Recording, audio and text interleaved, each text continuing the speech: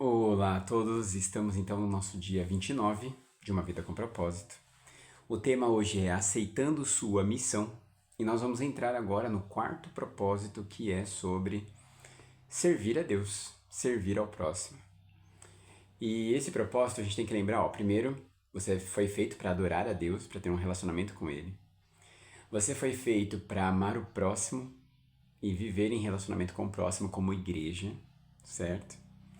Você foi feito para se transformar em uma pessoa mais parecida com Jesus. E nós fazemos isso através do discipulado. Agora nós estamos falando aqui que você foi chamado para servir. Então esse é o quarto propósito, servir. Deus não te fez à toa, nem para ficar à toa. Né? Você foi posto no mundo para contribuir de alguma forma. E aí nós temos um pequeno problema, que hoje as pessoas acham que são feitas para consumir apenas. Não tem nada demais em usufruir das coisas, admirar o mundo e consumir de certa forma. O problema é se você só faz isso. Então, eu consumo objetos, eu consumo recursos, eu consumo culto. Eu vou na igreja como um consumista, como alguém que consome um espetáculo, como alguém que consome algo. E está errado. Você não foi feito só para consumir, você também foi feito para produzir, para contribuir, para construir algo. Você foi feito para isso também. Certo? Efésios 2:10, por exemplo, diz assim, foi o próprio Deus quem fez de nós o que somos e nos deu uma vida nova da parte de Cristo Jesus, para que realizássemos as boas obras que ele planejou para nós há muito tempo atrás. Então você é salvo para fazer boas obras. Você não é salvo porque fez boas obras. Quem te salvou foi Jesus pela obra que ele fez na cruz.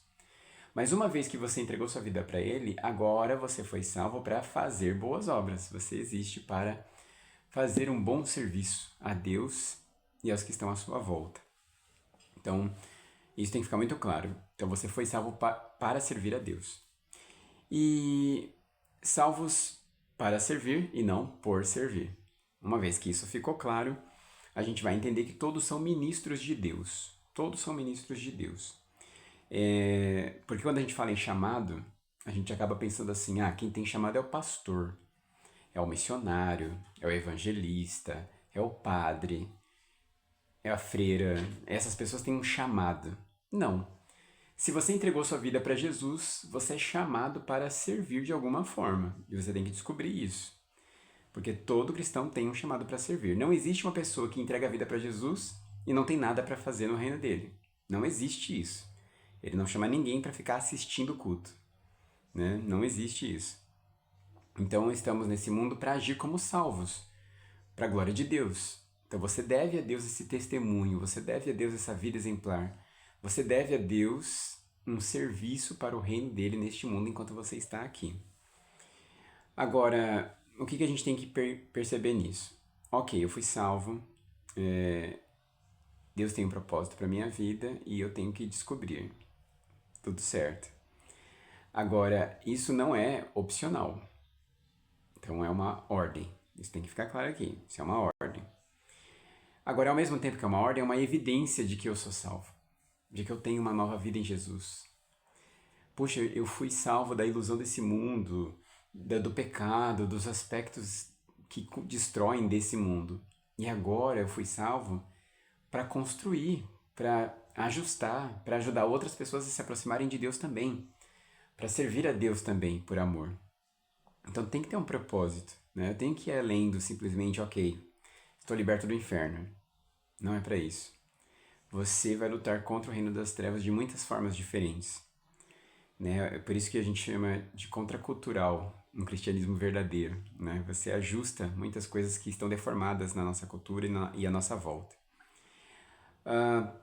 Prestaremos conta do nosso serviço a Deus. Isso é importante. Porque é uma ordem e porque você foi salvo para isso, você prestará contas disso a Deus. Né? Deus te deu recursos, Deus te deu características, Deus te deu dons até, a gente vai conversar um pouquinho melhor sobre isso amanhã, mas porque Ele te deu uma missão. E você tem que realizar essa missão e será cobrado por isso. Não temos desculpas. Deus pode nos capacitar. Porque você pode olhar e falar assim, mas eu não. Deus se equivocou. Isso aí é coisa para o Tiago. Isso é coisa para os outros. Não. Vamos pensar. Abraão, um homem de 90, 100 anos, foi chamado por Deus para fazer uma obra e fez. Moisés era um ex-escravo que não sabia falar direito. Deus chamou para fazer obra e ele fez. José, um menino arrogante, mal compreendido pelos irmãos, que foi vendido como escravo em país estrangeiro, foi preso injustamente, mas cumpriu sua missão. Jeremias, chamado para ser profeta do povo dele desde o início, sempre rejeitado pelo povo dele, mas cumpriu sua missão. Não interessa a sua idade, não interessa as suas dificuldades físicas, emocionais, Deus pode te capacitar para além dessas coisas, para cumprir o seu propósito, cumprir a sua missão. Então não tem desculpa, não tem desculpa. Deus usou pessoas limitadas com relação à idade, limitadas com relação à aptidão física e psicológica. Deus usou pessoas assim e pode usar você. E aí eu quero deixar mesmo um texto aqui para vocês.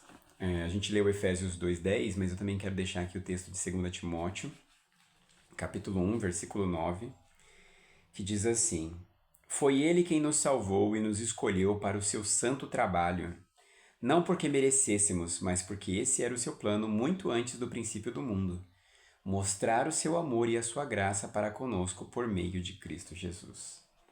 Então você foi salvo para fazer essas boas obras e isso já estava planejado há muito tempo. E a pergunta hoje é: o que está me impedindo de aceitar o chamado de Deus para servir a Ele?